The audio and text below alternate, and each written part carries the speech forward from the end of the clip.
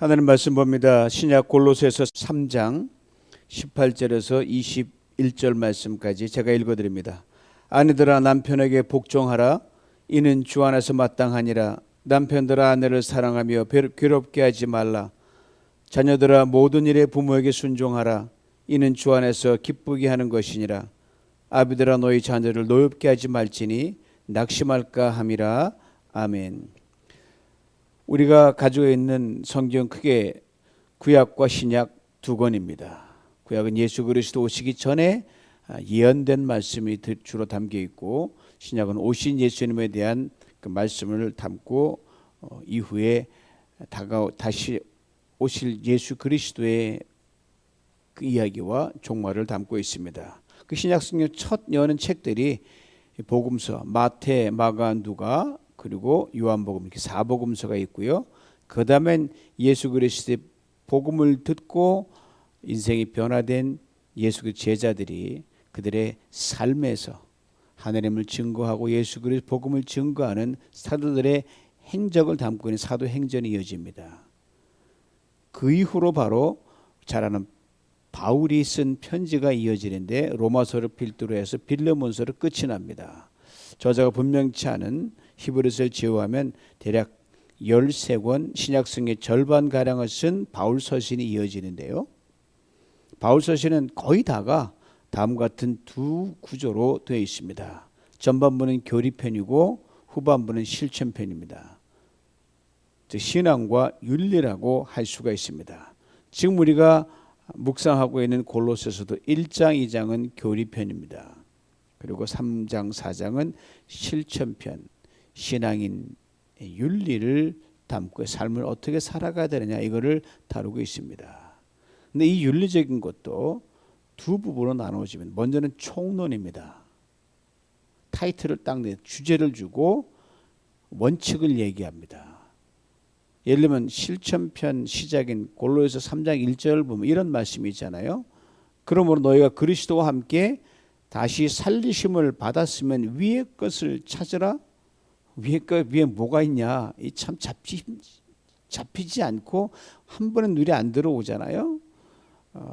다분히 원론적입니다. 그러면서 이어지는 내용도 아주 구체적으로 설명하고 있어요. 교리에서 총론적으로, 총론에서 구체적인 실천으로 바울은 그의 편지를 써내려갑니다. 모든 서신이 이런 구조로 되어 있어요. 심플합니다. 바로 실천편까지 이어지는 바울은 자기 편지를 통해서 우리에게 알려주고 하는 포인트가 있습니다. 뭐냐 하면 아는 것으로는 부족하다는 겁니다. 알면 행하라는 거죠. 우리가 이걸 큰 틀에 얘기하면 우리 모두가 다 은혜의 원천인 예수 그리스도를 통해서 구원을 받았잖아요. 그거 가지고 안 된다는 겁니다. 그걸 그냥 가지고 있으면 은혜가 싸구려라는 거예요. 은혜를 안 사람은 은혜를 안 사람에 합당한 그분이 요구하시는 콜링에 걸맞게 살아가야 된다, 이거죠. 바울이 이것을 깊이 깨달았고 모든 서신서에서 그 패턴으로 편지를 써내려갑니다. 지식에 머물면 안 된다. 삶 속에 지식의 열매를 맺어가야 된다. 여러분, 사랑하지만 이 사랑에 대한 논문이 얼마나 많습니까? 몰라서 사랑을 못하는 게 아니거든요. 실제로 사랑을 해야 하는데 그게 잘 안 되는 거죠. 안 되면 포기하고, 그러니까 멈추는 거죠. 사랑을 안다고 우리는 이렇게 말할 수 있습니다. 아는 것, 머리로 아는 것에서 손, 발로 아는 거고 가슴으로 아는 거죠. 아는 게 차원이 달라요. 머리로 아는 거냐, 가슴으로 아는 거냐, 그리고 손으로 아는 거냐, 다 다르죠. 점점 구체화되어 가야 되는 겁니다. 그러면 믿음을 생활하고 또 배운 바를 살면서 실천해야만 비로소 머리도 발달하고 가슴과 손과 발이 균형 잡히게 됩니다. 인간의 평생 가는 여행이 두 가지가 있다잖아요. 머리에서 가슴까지 오는 여정 하나, 수십 년 걸리죠. 다시 가슴에 감동을 받은 것을 삶으로 옮기는 손과 발까지 여행이 그 다음입니다. 이 두 가지 여행이 우리의 인생의 여행이에요. 그래서 이 가슴에서 삶으로 나가지 않는 여행까지 나가지 않으면 다시 거꾸로 백해가지고 다시 머리로 쏙 돌아버려요. 그냥 계속 제자리 걸음만 하게 됩니다. 그러면 어떻게 됩니까? 아는데 행하지 않으니까 교만하게 되고 비선에 치우치게 된다는 말이죠. 그러나 계속 반복해 실천하게 되면 이게 체질화되고 성품화되고 인격화가 되어 갑니다. 그렇게 되면 손에 나가라 할 필요 없어요. 그냥 저절로 손에 나가게 됩니다. 아이고 발이 움직여야지 그럴 필요 발이 저절로 나가게 되어 있습니다. 그렇게 될 때 우리는 아는 데서 행하는 그리스도로 되는 것이고 미성숙한 성도에서 성숙한 성도로 자라갈 수 있게 됩니다. 그러면 세상이 우리를 향하여 손가락질하지 않고 빛이다 소금이다 그렇게 우리를 인정된 바 됩니다. 오늘 본문의 가정에 관한 가장 중요한 하나님이 최초의 천지를 창조해 맨 처음 제정하신 인스티튜션 가정에 나오는데 이론을 얘기하지 않는 게 이론과 교리를 얘기하지 않습니다. 그냥 가정 이거다 이렇게 행하라 그 말이에요. 실천 윤리를 담고 있습니다. 꼭 실천해야 되는 걸 알기 위해서 모든 표현들이 명령형으로 되어 있습니다. 해도 그만 안 해도 그만 아니고 이렇게 해야 된다. 남편은 이렇게 해야 되고 아내는 이렇게 해야 되고 자녀는 이렇게 해야 되고 부모는 이렇게 해야 된다. 마치 유치원에서 선생님들이 아이들을 가르쳐 어떻게 해요? 얘들아 싸우지 말아라. 그냥 부드러운 명령이거든요. 사이좋게 지내라. 교실에 떠들지 마라. 좋은 말 써라. 그런 거예요. 똑같아요. 아내들아 남편에게 복종하라. 남편들아 아내를 사랑하라. 자녀들아 부모에게 순종하라. 부모들아 자녀를 화나게 하지 말라. 이 짧은 말씀 속에 몇 가지 중요한 원칙이 들어있습니다. 첫 번째 원칙입니다. 서로 간의 의무와 책임을 다하라는 말입니다. 아내나 남편, 부모나 자식 등 어느 한쪽에게만 무엇을 강요하는 것이 아닙니다. 과거에 권위주의적 남편 그런 가정에서는 남편이 제일 나이 많은 사람들이 최우선 대접을 받아야 했죠. 특별히 가부장적인 가정에서는 남편이 돈을 벌어오면 다 되는 건 줄 알았어요. 다른 모든 가족들은 알아서 기어가야 되는 겁니다. 우선순위가 전부 자기예요. 그렇지만 돈 벌어오는 남편도 중요하지만 돈을 저렇게 쓰는 그리고 살림을 잘하는 아내도 중요하다. 똑같이 중요하다는 거예요. 요즘 돈 버는데 남자 여자 구분 없다. 맞벌이를 하는 것이 그 대세인 일은 오늘날은 어떻게 돼요? 남편의 역할, 아내의 역할 이제 구분이 없어요. 함께 해야 됩니다.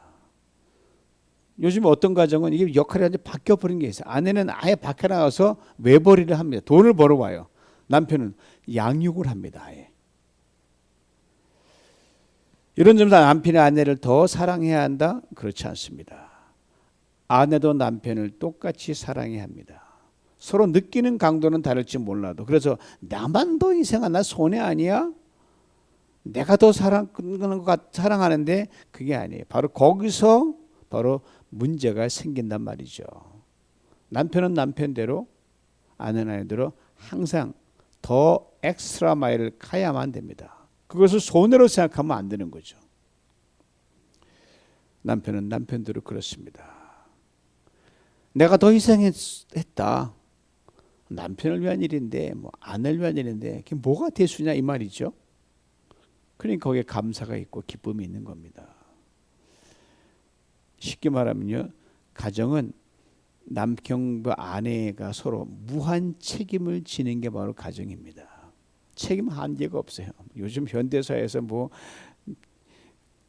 통장도 따라 쓰고 이렇게 따라 해가지고 한계를 긋는데 그 행복하지 않습니다. 근데 오늘 본문에 좀 껄끄러운 대목이 하나 좀 나오죠. 바로 첫 번째 부분인데 아내들아 남편에게 복종하라. 말 그대로 당시 사회 구조적인 상황에서 나온 바울의 말입니다. 그 당시로 이해하시면 돼요. 지금은 전혀 아니죠. 이러다가 큰일 났죠. 지금 남편도 아내에게 서로 복종하는 마음으로 살아가야 되거든요. 2000년 전 일이니까 그 2000년 전의 이야기로 받아들이고 오늘의 적용만 새롭게 하면 되는 거예요. 당시 유대인들의 풍속도는요. 정말이지 정말 말도 안 되는 거였어요. 이혼 남자 마음대로 했거든요. 여자는 수에도 들어가지 못하는 그렇거든요. 그리고 오병의 기적 보면은 여자의 수는 나오지도 않거든요. 여자를 데려오는 것도 이혼하는 것도 남편 마음대로였습니다. 지금도 유대인 사이는 다르죠, 많이. 이혼 증서라는 건 옛날 보면요, 종이 한 장에 불과했거든. 달랑 종이 한 장이었어. 이혼 증서, 휴지 조각 같은 거 남편 마음대로. 이혼 증서가 뭐냐? 남편이 종이에다가요, 너 오늘부터 내 아내 아니다 그러면요, 그냥 주면 그냥 이혼이에요. 이거 당시의 법이었어요. 아내는 이의를 제기할 수도 없습니다. 그런 표현을 썼지만 바울은 서로에게 마땅한 의무와 책임을 다해야 함을 바울이 말하고 있고, 그래야 예수 그리스도 안에서 남편이다 아내다 부부라고 이렇게 바울은 이야기하고 있는 겁니다. 두 번째 원칙입니다. 주 안에서 그렇게 하라는 겁니다. 즉 주님을 생각하고 아내를 사랑하는 거예요. 아내도 마찬가지입니다. 베드로전서 3장 7절에 참으로 귀한 말씀이 나와요. 특별히 남편들에게 들려주는 말씀입니다. 들어보세요. 현대인의 성경 읽어드립니다. 남편된 여러분은 아내를 잘 이해하며 살아가십시오. 아내는 더 연약한 그릇이며 은혜로 주시는 영원한 생명을 함께 누릴 자로 알고 소중히 여기십시오. 영원까지 같이 가는 게 아내란 소리예요. 이것은 여러분의 기도 생활이 방해를 받지 않기 위해서입니다. 당시 사회는 남편이 종교, 정치, 교육 모든 일을 주도적으로 맡아서 했습니다. 그래 아내는 존재감이 전혀 없는 거예요. 자동적으로 아내에 대해 소홀하게 되고 배려도 없게 되고 귀하게 여기지 않게 됐습니다. 모른 채 할 뿐이지 아내를 어떻게 대했는지, 그러나 아내가 어떤 상처를 받았는지 남편은 다 알면서도 그냥 넘어가는 거예요. 그러나 그리스도 안에서 남편은 그렇게 하면 안 된다는 거 바울이 얘기하는 겁니다. 왜요? 천국까지 가서 영원한 기업을 함께 받을 동반자이기 때문에 그러면 안 된다는 거예요.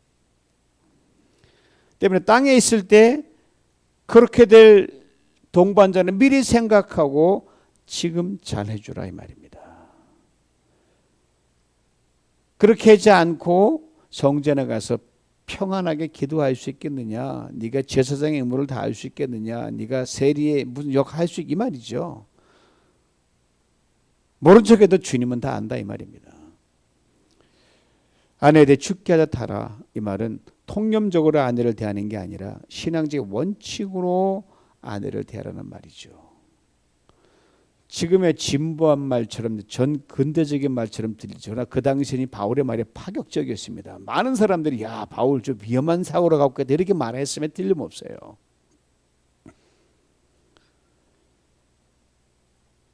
시대가 바뀌었고 세월은 흘렀지만 요즘에 바울의 말이 오늘 뭐 남녀 평등에서 좀 구식으로 들려 그조차도, 그러나 바울의 진정한 의도와 정신은 똑같이 우리 업그레이드 시켜서 더 탁월하게 해야 됩니다. 이 말은 참 귀하지 않아요? 영원 천국까지 가서도 함께 영혼을 유업으로 받을 동반자. 이 말 앞에 우리는 뭐 고개를 들 수가 없는 거예요. 복종이란 말을 쓴 것을 이렇게 이해하시면 돼요. 예수 믿는다는 이유로 남편을 존중하지 않으면 안 된다는 것을 강하게 또한 아내에게 말을 하고 있습니다. 그리고 남편들 아내를 사랑하라고 말할 때 그 사랑이 단순히 남녀 간의 에로스 사랑이 아닙니다. 친구 간의 사랑도 아니고요. 즉 아가페, 목숨 거는 사랑이어야 된다는 겁니다. 가끔 보면 뭐 남편이 좀 무능력하거나 좀 부족할 때 못마땅하게 생각하는 아내들이 있고 반대도 성립이 됩니다. 그런데 이건 아셔요? 바로 그 남편이, 그 아내가 바로 여러분을 위해서 결정적인 순간에 목숨을 거는 남편이요 아내입니다. 뭐 도망가는 사람도 있겠지만 정상적인 패턴에 보면 정말 목숨 겁니다. 세상에 다 팽개쳐도 내 남편은 아내가 지키고 내 아내는 남편이 지키는, 이게 그렇기 때문에 좀 못나도 좀 부족해도 목숨 걸고 사랑하라. 이것이 바울의 오늘의 요지입니다. 세 번째 원칙입니다. 19절에 괴롭게 하지 마라. 즉 귀찮게 하지 말라는 거죠. 뭐 단지 유행과 흘러가는 가치처럼 남자는 여자를 귀찮게 그 수준이 아니에요. 여러분, 아내를 못살게 굴지 말라는 겁니다.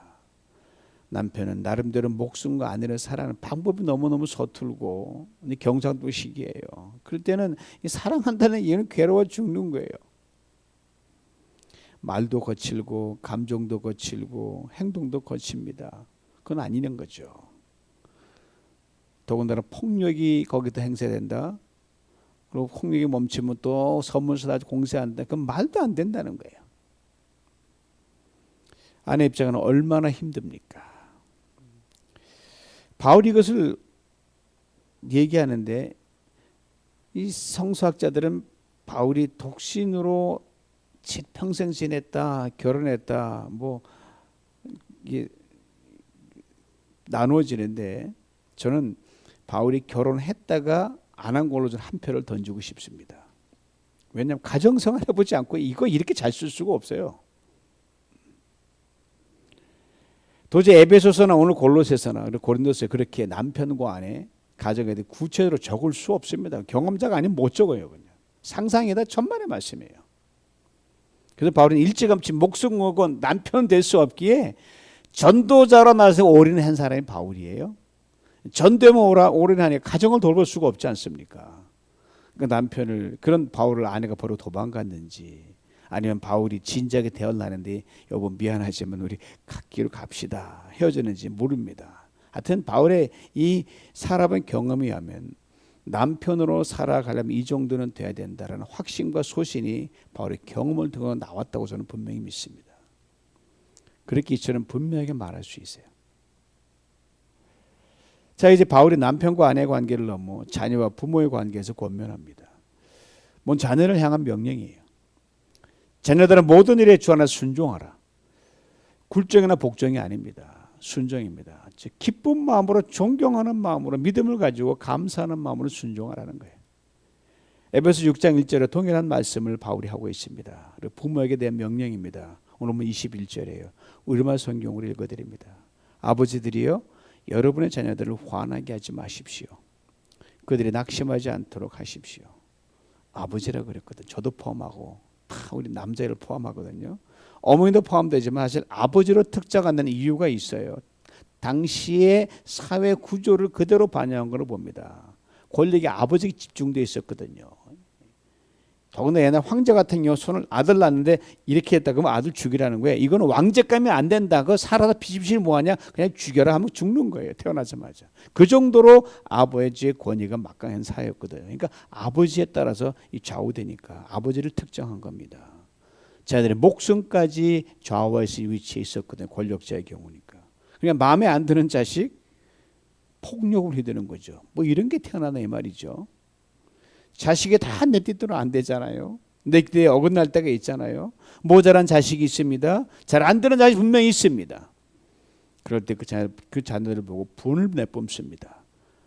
인정받지 못하는 자녀 기가 죽습니다. 낙심합니다.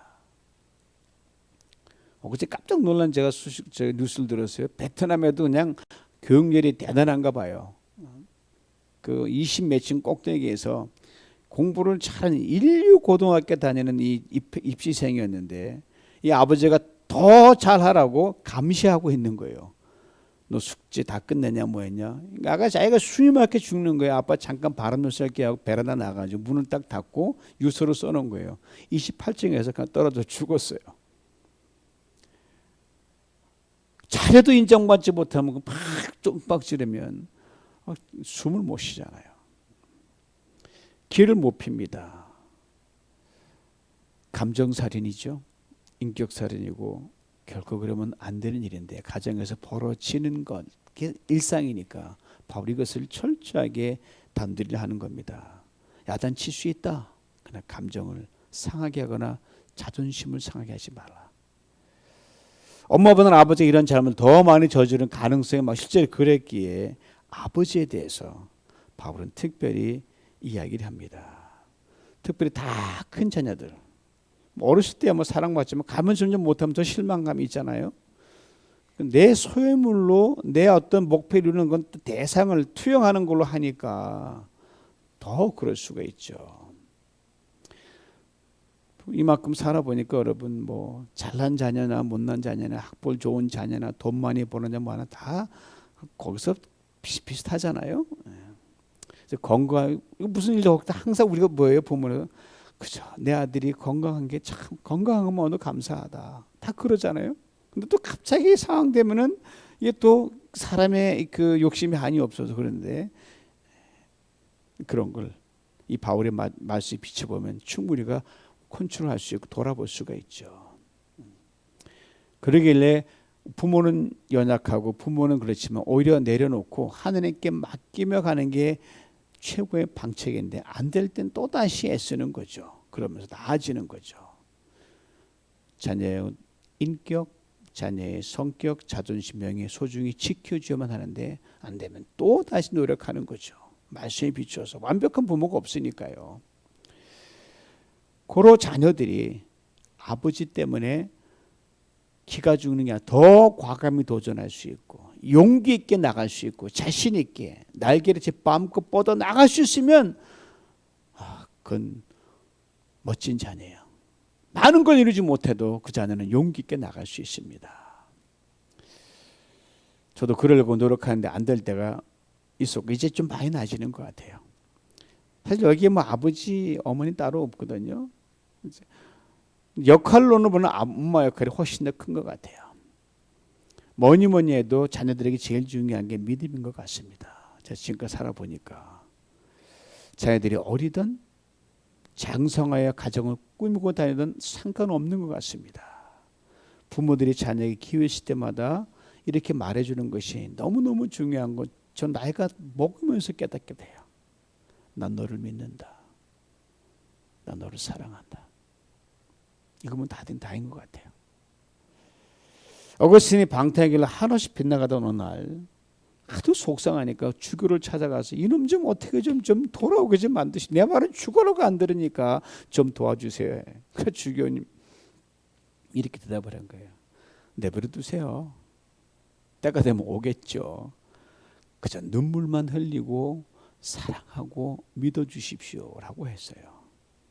모니카가 그 말을 그때부터 눈물만 쏟았습니다.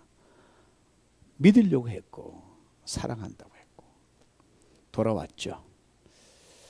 자, 어거스틴이 돌아왔다고 하면 세상에 못 돌아올 자식이 하나도 없습니다. 어거스틴까지도 가지 않은 자식을 길을 꺾어서는 안 된다는 말이죠. 난 너를 믿는다. 난 너를 사랑한다. 우리가 해줄 수 있는 최고의 말 같습니다. 부모가. 세월 참 빠른 것 같아요. 벌써 4월도 시작되고 오늘 6일이고 4월도 30일이니까 조금만 지나면 이제 가정의 달 5월로 이제 넘어가거든요. 가정에 관한 귀한 책도가 글들이 얼마나 많습니까? 이 중에서 중요한 몇 가지를 제가 추려봤어요.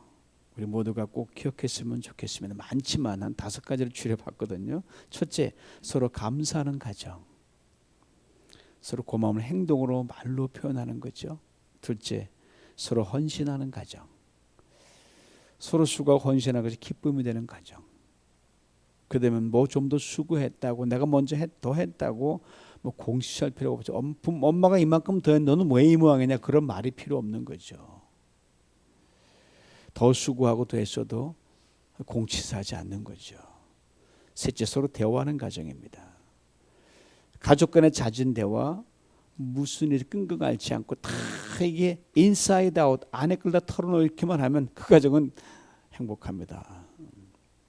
왜? 들어주는 사람이 있다고 생각하니까 다 털어놓는 거거든요. 믿는다는 증거거든요. 넷째로 함께하는 시간을 가지는 가정입니다. 저는 팬데믹 우리를 다 망쳐놓은 것처럼 보이는데 순진행한 게 굉장히 많아요. 그 중에 하나가 뭔지 아세요? 우리 모두에게 안겨진 최고의 선물, 바로 그 어느 때보다도 함께하는 시간을 많이 갖게 만들어준 순기능은 있습니다. 팬데믹이. 대면하는 시간도 많아졌고요. 비대면이라도 SNS로 줌이나 이런 걸 통해서 얼마나 많은 패밀리 타임을 가지려고 했고 가졌고 또 그렇게 왔습니까? 근데 위드 코로나 시대로 전환되면서 조금씩 일상으로 돌아가는 요즘 이 패밀리 타임이 조금씩 줄어드는 경향이 있는 것 같아요. 미뤄지는 경향이 있는 것 같아요. 그러게 패밀리 타임을 목숨 걸고 정례화하고 그 시간만큼 반드시 지키고 가족 모두가 뜻과 의지를 모으면 이 팬데믹 위기 때 주신 이 놀라운 이 기회 놓치지 않을 수 있습니다. 다섯째로 정신적으로 건강한 가정입니다. 즉 낙천적인 가정, 모든 걸 긍정으로 생각하는 가정. 그게 가정일 때 뭐 가정에서 긍정이 뿜어나오고 낙천이 뿜어나오면 밖에 나가서 뭐 어떤 사람이 덤벼들어도 넉넉히 이길 수가 있어요. 그런 가족 식구가 모였을 때 어떤 위기도 고난도 돌파하는 에너지를 뿜어낼 수 있습니다. 함께 힘을 합칠 수 있기 때문이죠. 책임을 떠넘기지 않고 아픔을 같이 느끼고 책임을 느끼고, 그리고 내가 더 잘할 걸, 아니야 내가 더 잘해야 될 걸, 그렇게 뭐 하니까 뭐 이게 다툴 일이 없죠. 사랑하는 성도 여러분, 우리 이미 가정이 어떻게 돼야 하는지 머리는 너무너무 잘 알고 있어요. 성경적으로 훤히 알고 있습니다. 그러나 실제의 삶에서 그렇게 만들어가는 것은 우리의 몫입니다. 감사하는 가정, 헌신하는 가정, 서로 대화하는 가정, 함께하는 시간을 많이 갖는 가정, 긍정의 에너지를 뿜어내는 건강한 가정을 만들기에 이제 우리 목숨 걸었으면 좋겠습니다. 그러되면 문자가 들어 겁없는 가정이 될 줄 믿습니다. 그러되면 세상이 감당치 못하는 가정이 될 줄 믿습니다. 오늘부터 우리의 각 가정이 날마다 새롭게 진보하면서 갈등과 문제와 다툼은 잠시에 머물고 행복과 기쁨과 보람이 늘 길고 끊어지지 않는 그런 복된 가정이 될 수 있기를 주님의 이름으로 축원합니다. 기도합니다. 하나님 아버지, 우리 가정을 이 말씀에 비춰 돌아봅니다. 부족하고 다툼, 갈등이 많은 모순된 것이 있지만 세상에 깨어져 아버지 하나님 살얼음판 걷는 그런 가정을 볼 때 우리 가정 여기까지 오기까지 하나님 참으로 감사합니다. 전쟁과 난리통에 아버지 하나님 풍비박산되고 목숨을 잃고 살한 자가 난리를 친 그런 오늘의 상황을 보면 우리 가정이 이만큼 지키신 하나님 참으로 감사합니다. 아버지 하나님, 감사하는 가정으로 다시 오늘 빚어 주시옵소서. 헌신하는 가정으로, 서로 대화하는 가정으로, 함께하는 시간을 갖는 가정으로, 긍정을 뿜어내는 그런 건강한 가정으로 오늘 이 밤에 우리 성도들의 가정과 이 방송되는 모든 사람의 가정을 새롭게 재창조 주시사 우리로 인하여 아버지 하나님 세상에 더 밝아지는 놀라운 역사가 시작되게 만들어 주시옵소서. 예수님의 이름으로 기도하옵나이다. 아멘.